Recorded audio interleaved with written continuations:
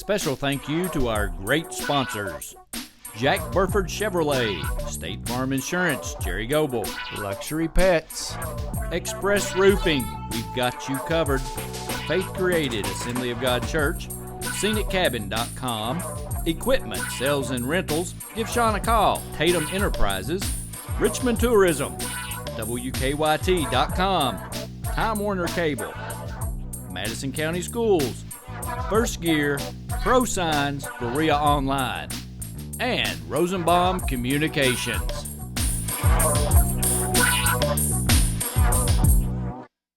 Hey everyone, my name's Alex, and I want you to watch MadisonCountySchoolSports.com.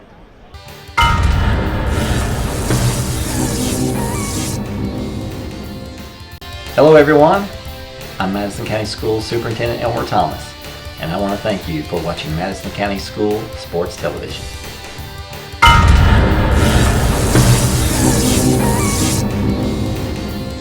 Follow Madison County School Sports Television on Twitter, or like us on Facebook, MCS TV, and of course, watch all of our videos on YouTube. Welcome to the Coach Mark Center Show.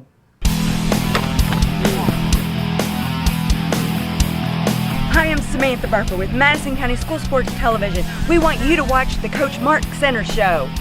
We look forward to seeing you on Madison County School Sports Television.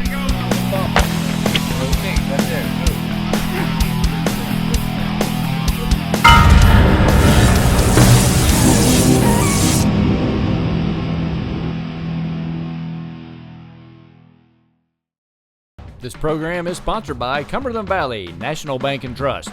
Visit their new location in Berea.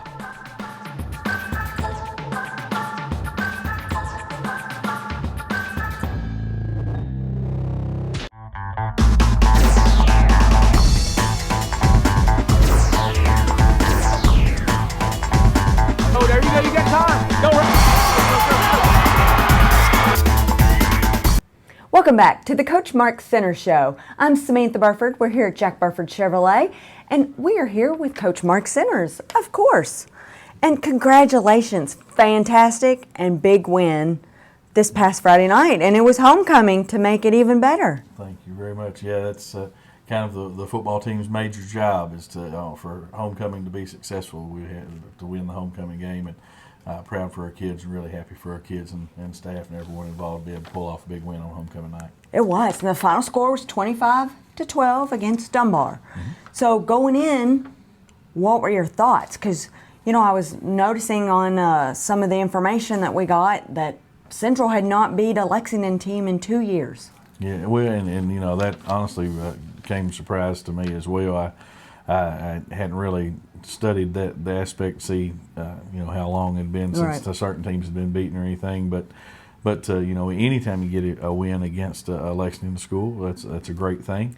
You know, we knew going in that Coach Raines was doing a great job at Dunbar, and he's kind of revitalized that program starting last year and carrying over into this year. I think they opened up 3 wins this year to start the season. So, you know, Coach Raines, I have a great deal of respect for him, and you know, his teams are going to be hard-nosed, and they're going to you know, be well coached, and they're going to play good football, and you know that going in. So, you know, just again, to all the credit in the world goes to you know, our kids played very well. Our kids really did a great job in all phases, offense, defense, and special teams of doing their job and doing what they're supposed to be doing. And you know, of course, a ton of credit goes to our defensive coaches and Coach Kirk with special teams coordinator, and Coach Miller and Coach Kirk kind of co-coordinate the defense, and all of our guys. You know, they did a great job in game planning and things like that. But as much as anything, they did a great job of teaching our young men,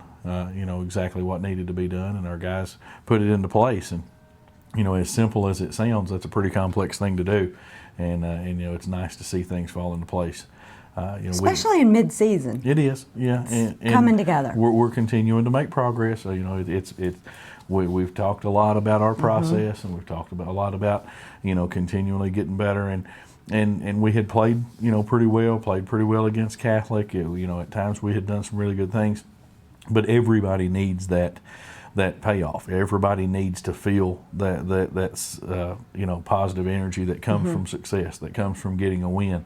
And it's really nice when people are patting you on the back saying, hey man, y'all are getting better, and hey, you guys are doing this well, or you're doing that well. But nothing replicates that W, and Yes. being able to get that win against a good solid Dunbar team is awfully good for our young men. So you are hearing that. You are hearing feedback from parents and I'm sure staff and everybody, because when we watch the games, to all of us it seems like it, but sometimes you don't never know if people are telling you that. Well, I, as head coach, I hear all things, both good and bad. Good and bad. And so it's good to hear the good things too. It's nice to hear some good Yeah. stuff every once in a while, that's for sure. But there's an old saying, it takes 10 positives to take away a negative. So Yes. I'm still pretty sure I'm in debt on the negative side, but that's okay. Do you get those in emails or yeah. shout outs or tweets? How do you get those?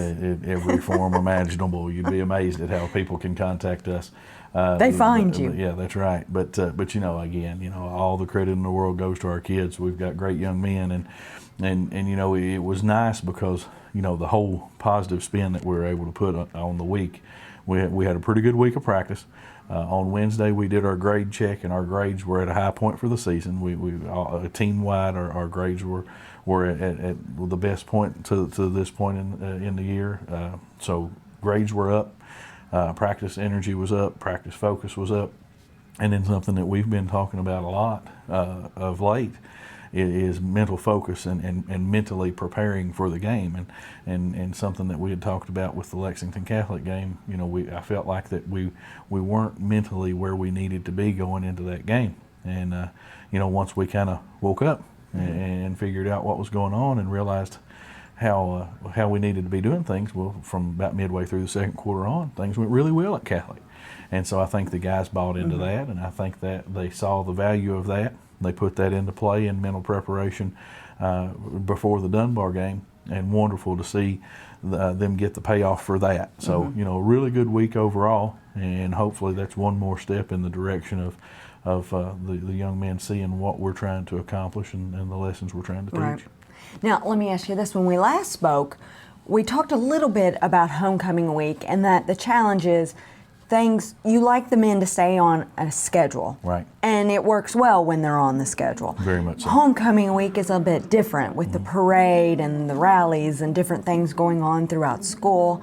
How did you think they handled that? Pretty well, obviously. Really well. I'm very proud of our guys for the way that they handled things and for keeping the focus for our part on the game where it needed to be. Yeah, not just, hey, we're riding in the parade. Exactly. Yeah. And certainly that's an important part of the week, and certainly it's fun for the kids, but the true glory, the true, if you want to call it that, but the true, important part for the football team is the football game on Friday night, and school-wide for that matter.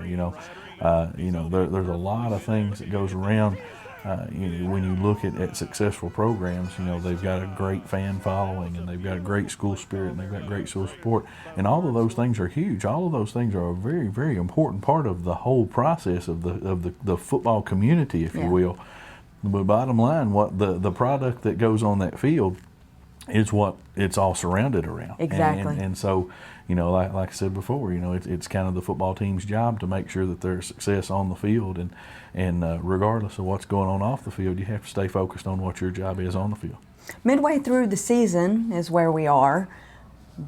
Are you still changing and altering things and plays and putting people in different positions and still learning? I know you said you're improving. Are you still revising and moving? Yeah, well, it's a constant revision. I mean, even, the one thing I think to kind of answer that question, are we coaching this team any differently now than we were at the beginning of the season or we will be at the end of the season? No.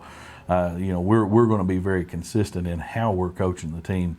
Regardless of the record, regardless of the time of the season, beginning, middle, end, we're going to try to be very consistent in how we're coaching the kids.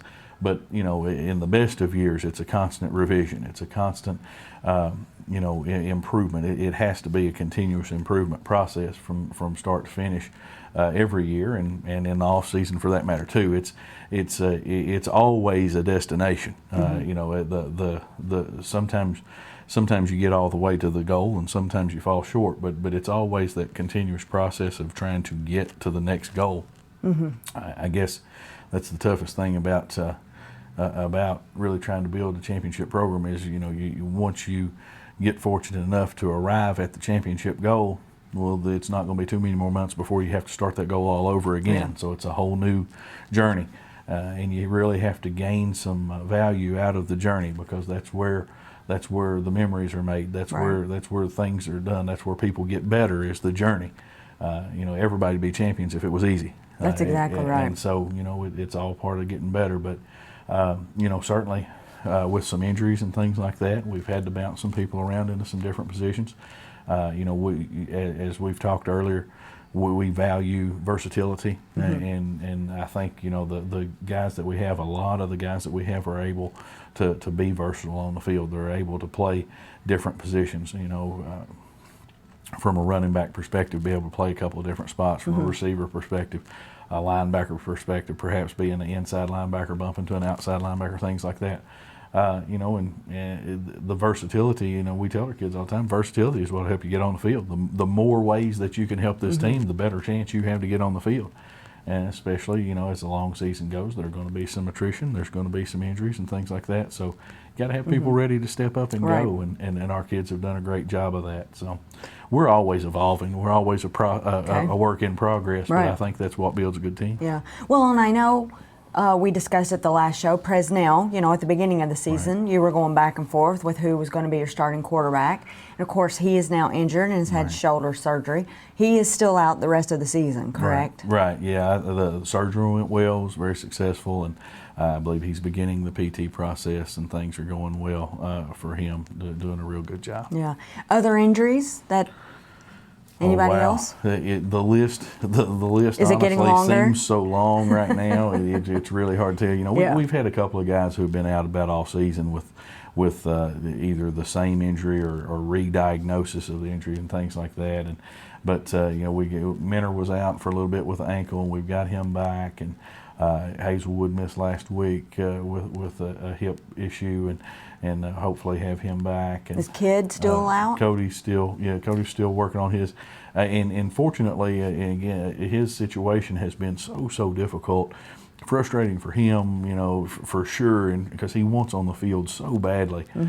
And fortunately, I think that there was a doctor came in last week and gave him a more specific diagnosis of what his issue is. And now that's kind of zeroed in on, I think that will really help in getting him back, because we miss him. He's a very good player and a great addition. And it's just been so stressful for him on trying to get back on the field. Well, he's had 2 years of this now. Yeah, and it's got to be frustrating. It's got to be frustrating to him, and because he is such a good teammate, and he does, he wants to be on the field with his teammates, and it's in his blood. It is, and no question. So, hopefully now that they've got a real pinpoint idea of what's going on with him, that will help his recovery process immensely. So while we're naming names, let's talk about Zach Harton while we're still going into quarterback zone. Let's talk about him. You have to be extremely happy with his numbers from last Friday night. Zach continues to develop. He's doing a really good job. He each week he seems to grow in the offense and gain a little bit more.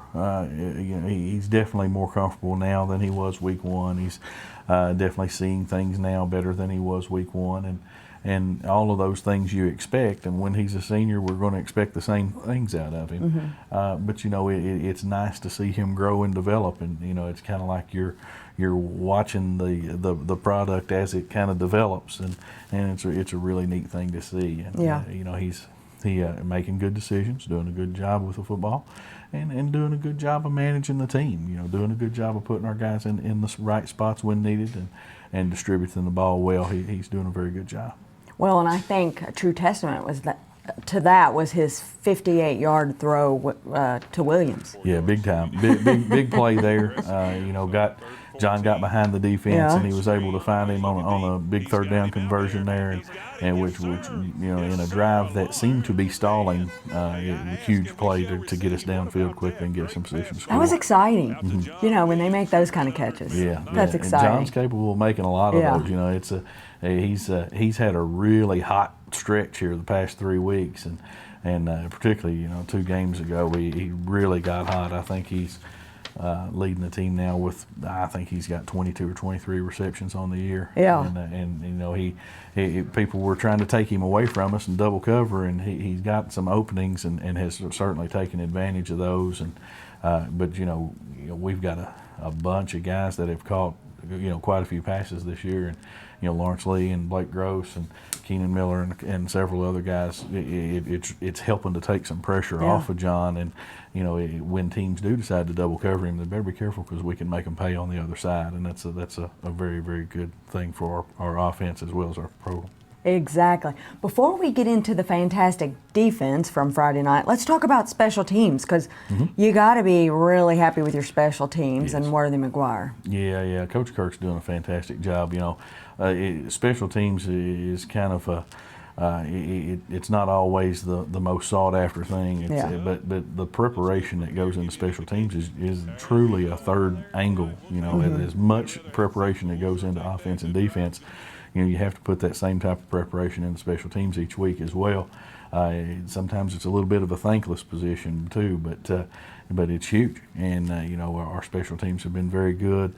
The muddle huddle set that we run on our extra point field goal has been very good. It's kind of an extension of our offense, and then obviously our kicking game continues to improve. And we had the big fake punt the other night that set up another score and continue to drive, which was huge. And nice to see something like that work out. I know.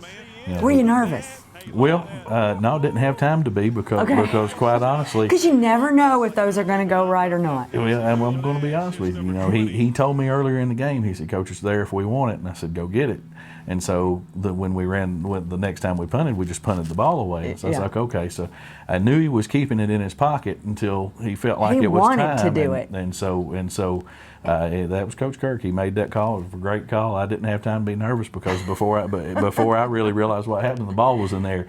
Now when maybe Kirk was nervous. Yeah, maybe so. Yeah, but when our receiver was down there, kind of acting like a little kid waiting for the balloon to fall down, I was a little bit nervous. But once it fell into his hands, it was all right. So, but big play, and I guess Worthy had the field goal. I can't remember exactly how long it was, but 27 yards is what I'm showing. 27-yarder, and then we another one of our better drives there in the second half.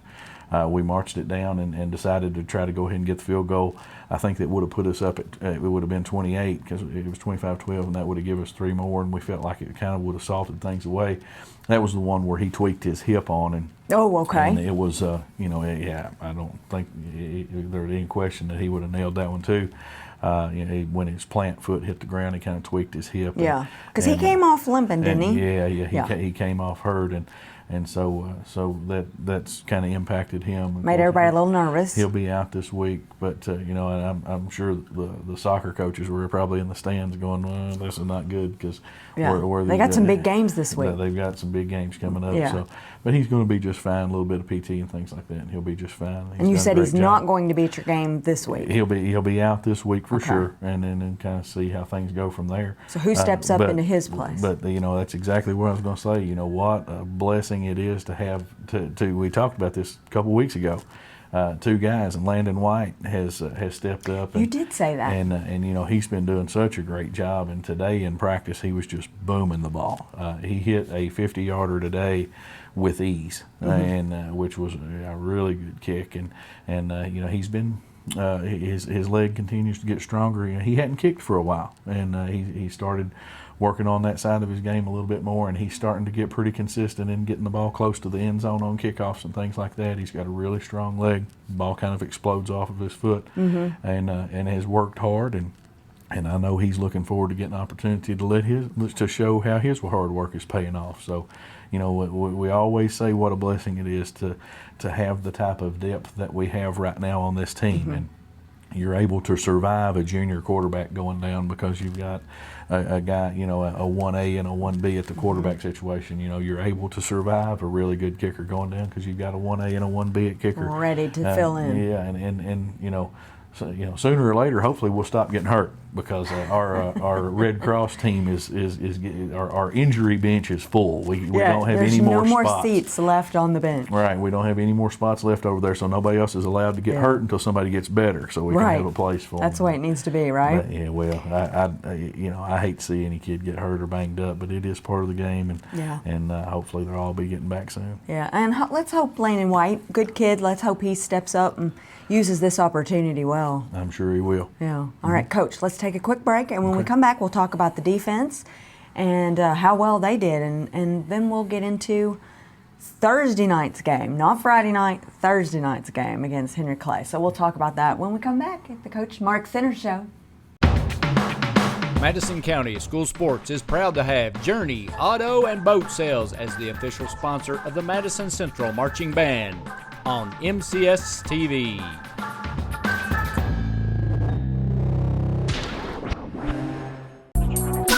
A special thank you to our great sponsors: Jack Burford Chevrolet, State Farm Insurance, Jerry Goebel, Luxury Pets, Express Roofing, we've got you covered, Faith Created Assembly of God Church, ScenicCabin.com, Equipment Sales and Rentals, give Sean a call, Tatum Enterprises, Richmond Tourism, WKYT.com, Time Warner Cable, Madison County Schools, First Gear, Pro Signs, Berea Online, and Rosenbaum Communications.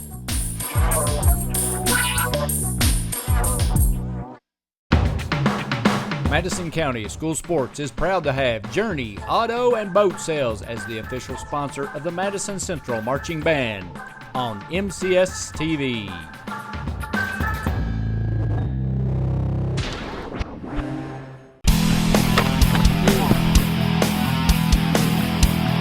Hi, I'm Samantha Burford with Madison County School Sports Television. We want you to watch the Coach Mark Center Show.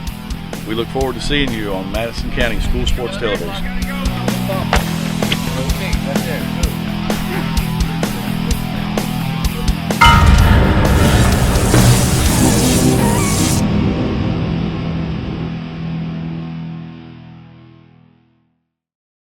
This program is sponsored by Cumberland Valley National Bank and Trust. Visit their new location in Berea.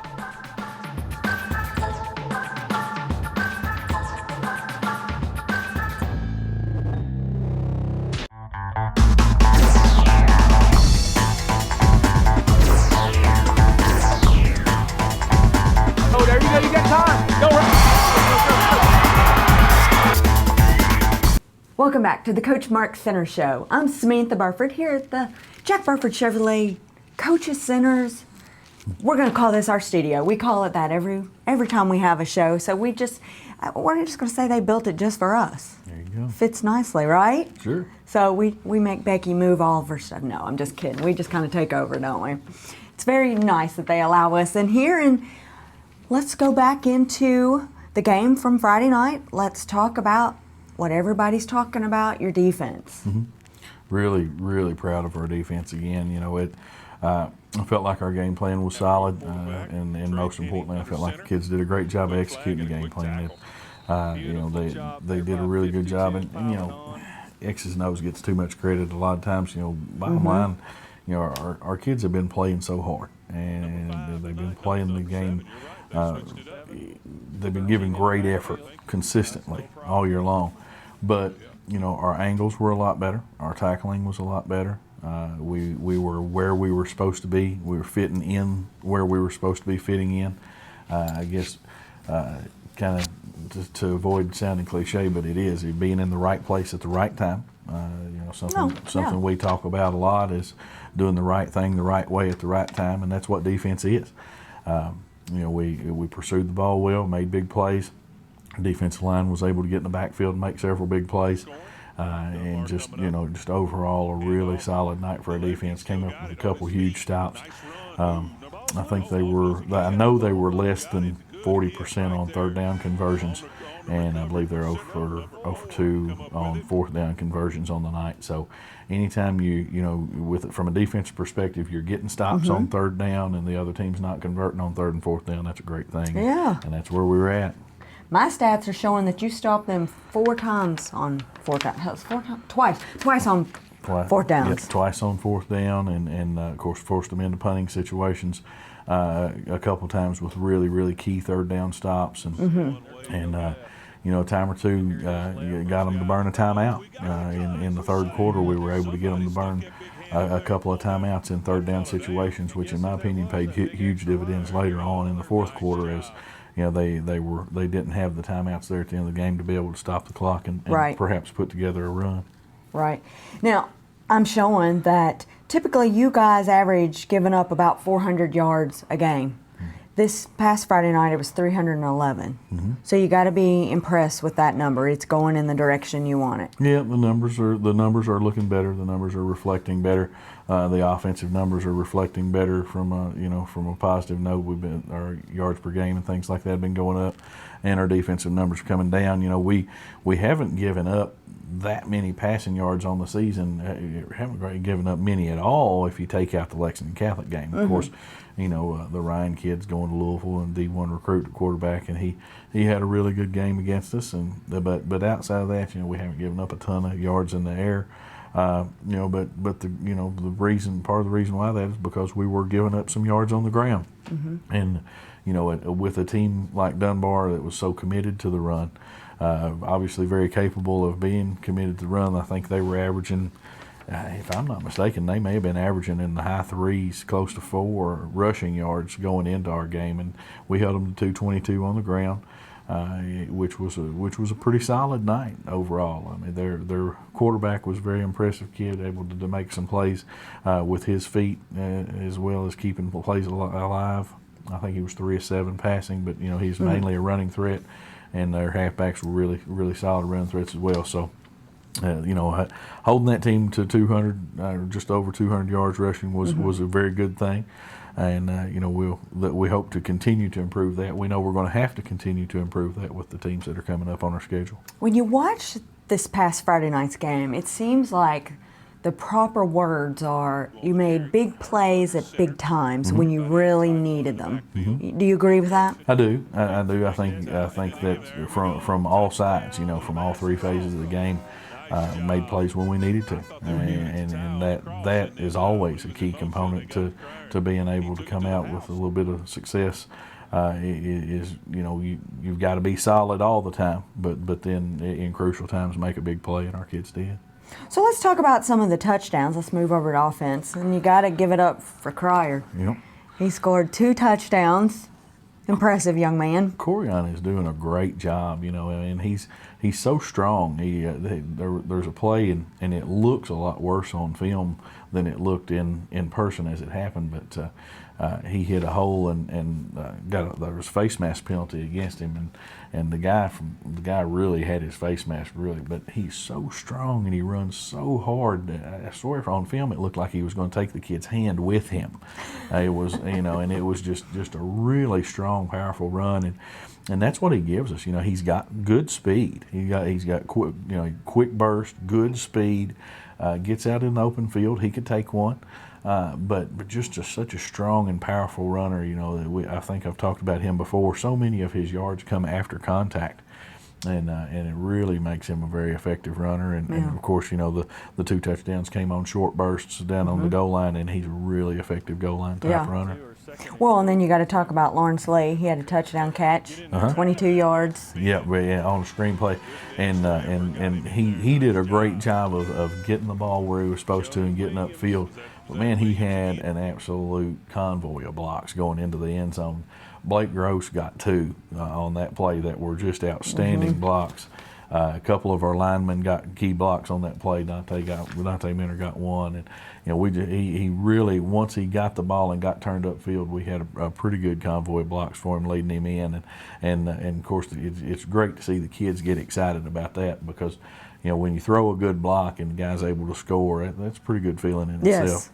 Let's talk about Johan Williams. I have that he's had 55 yards, 10 carries. He's coming along. Again, he's rounding into form. He's getting himself into football shape, I suppose, if you want to call it that. But he's really very strong, thank goodness, at this point in the season, and that's starting to show. He's been our leading rusher now for a few weeks in a row.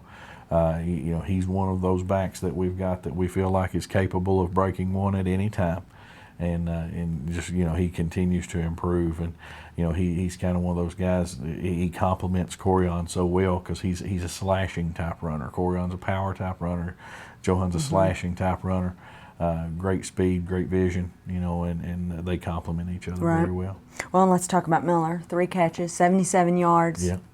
And quietly too, he sneaks up on you. He does. He gets the job done. Yeah, and again, just a sophomore out there, but again, one of those guys that really takes pressure off John because, again, after the game when I saw the stats and I saw he had 3 for 77, I was like, wow. But they, they're really effective, and so, that's fine. If people are going to double cover one, we've got a few other options we can go to. Yeah. Well, Coach, we shoot your show after a home game on a Wednesday night. That's why we have to have so many notes, everybody, because it's Wednesday of the past game. It's funny as you sit here and we're talking it, things come back to you and to me, and we're like, oh yeah, that did happen.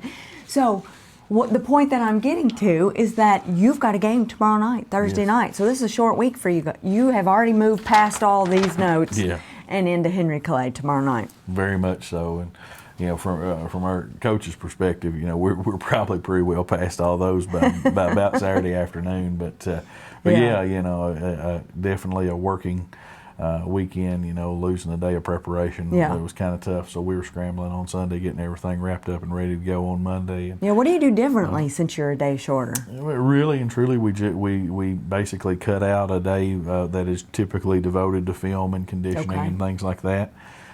So we had to jump straight into what we would have typically done on Tuesday. We had to jump straight into that on Monday. But outside of that, it's been good. The guys have responded well this week. It's kind of exciting because we don't have to wait near as long to play. It's turn it around quick, get back on the field quickly, and hopefully carry some of this momentum off of the last Friday night's game into this Thursday's game. We're only 2 games here locally in the Central Kentucky area going on tomorrow night. So feel like it'll be an opportunity for a lot of people to come see us. Exactly. Short good weather, short trip. Short trip.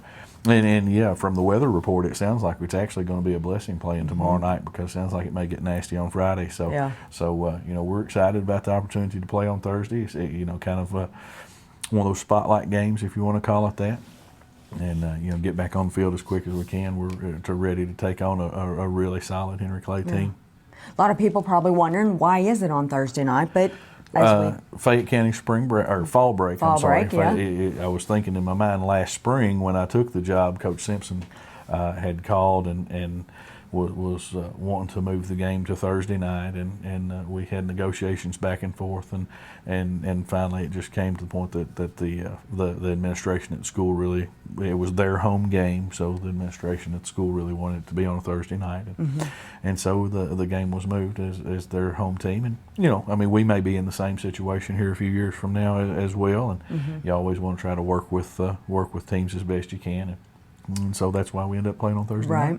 Okay, so everybody wants to talk about this fantastic running back that they have, and I say fantastic. He is. He's well known. So I'll let you say his first name. I can't pronounce it properly. Well, I hope I'm pronouncing it properly too. Joquise Buford, number 6. That's what we refer to him as, number 6. There you go. And you better look at it quick because that 6 passes very quickly. Yeah. But, really good running back. He's a class 2016 guy, so obviously junior going to be around for this year and next year. Yes. He's just a junior. Very talented young man, great speed, kind of track speed, if you want to call it that. The thing about Henry Clay, they're not by any means a one-man show, but he does stand out among the athletes that they have. Their quarterback's a nice player. He has the ability to break a long run. Their other running back, a couple other running backs actually very capable. They've got a really nice wide receiver, and they'll kind of throw it enough to keep him active and keep him involved and keep the defense honest. But the real explosion plays seem to come from Buford, and he's a really, really nice player. One play in particular sticks out to me from the film that I watched on him. against Boone County a few weeks ago. He took the handoff going to the left and was completely bottled up. It should have been a 7-yard loss, and he just cuts back and outruns everyone across the other side of the field, and it turns it into about a 60 or 70-yard touchdown. Were you surprised they sent you that one? Well, it was part of There's part of probably the trade. many of him. Yeah, that's what I'm afraid of. Yeah, if they're trying to hide anything, they certainly didn't hide it there. Yeah. So, but yeah, they're a pretty good football team overall. One of their offensive linemen,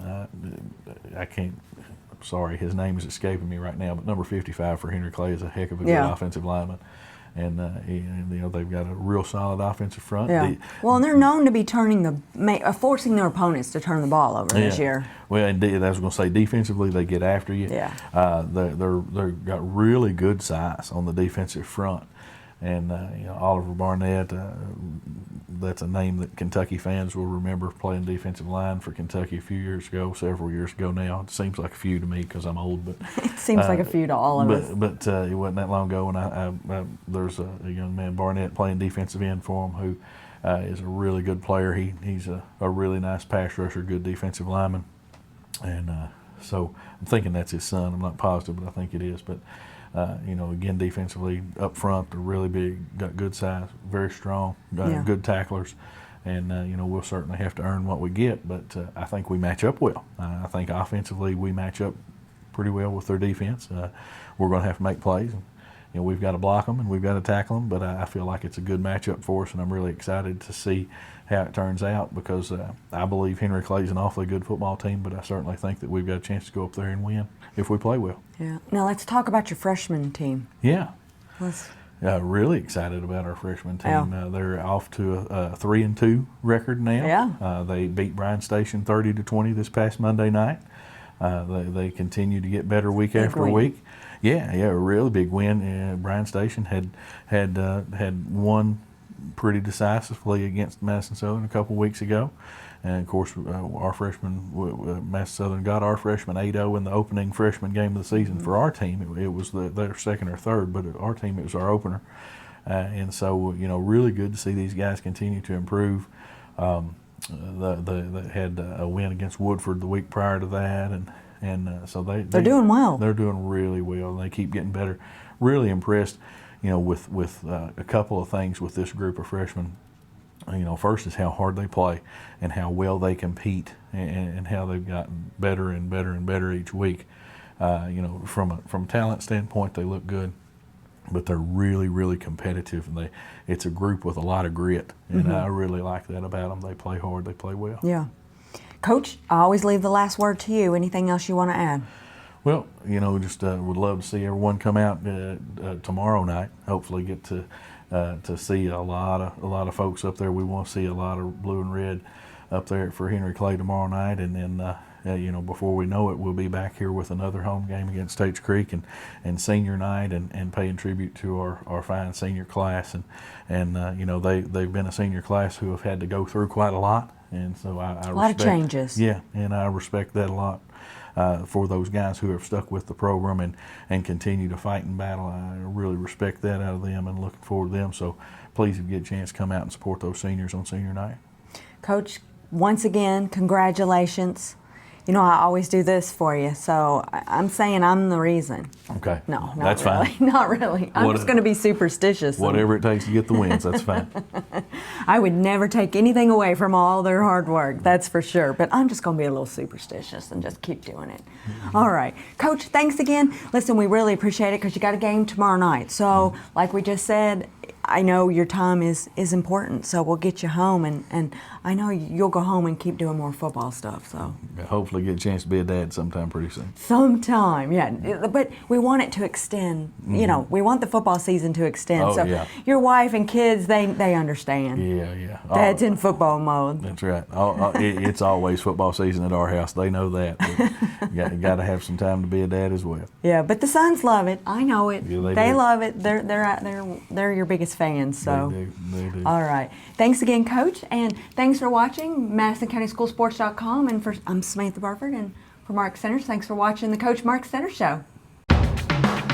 Madison County School Sports is proud to have Journey Auto and Boat Sales as the official sponsor of the Madison Central Marching Band on MCS TV.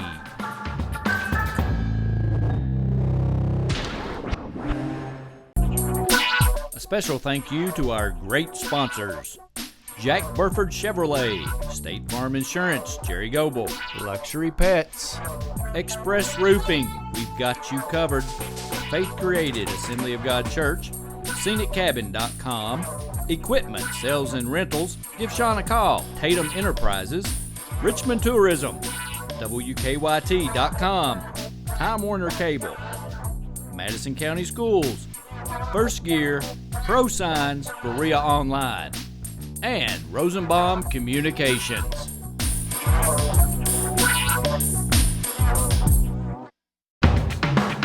Madison County School Sports is proud to have Journey Auto and Boat Sales as the official sponsor of the Madison Central Marching Band on MCS TV.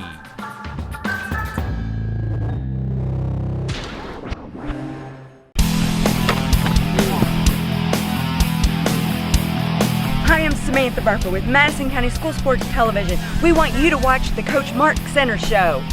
We look forward to seeing you on Madison County School Sports Television.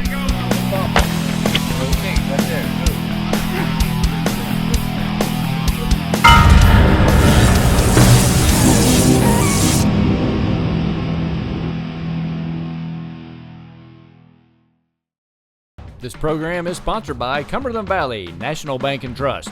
Visit their new location in Berea.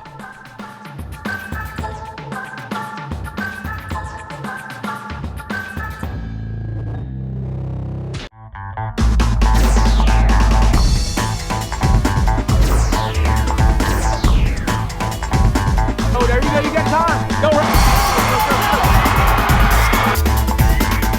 Hey everyone, my name's Alex, and I want you to watch MadisonCountySchoolSports.com.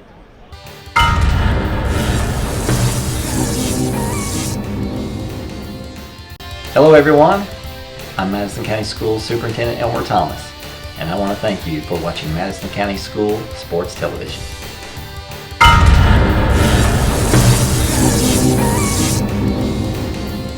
Follow Madison County School Sports Television on Twitter, or like us on Facebook, MCS TV, and of course, watch all of our videos on YouTube. The following is in smokeless tobacco: cadmium, formaldehyde, lead, nicotine, nitrosamines, polonium-210, hydrazine, benzopyrene, and uranium-235. Don't be a dip. Don't dip.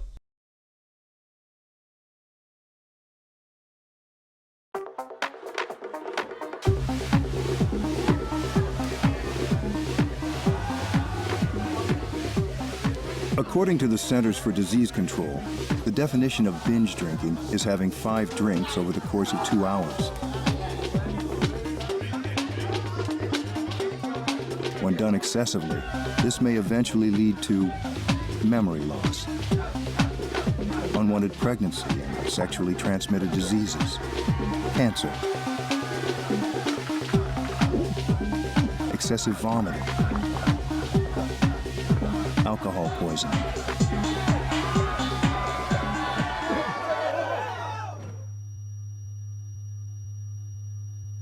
and possibly death. Nathan, can you hear me? If you don't want to swallow any of this, chances are the next tube you put in your mouth won't be a good time.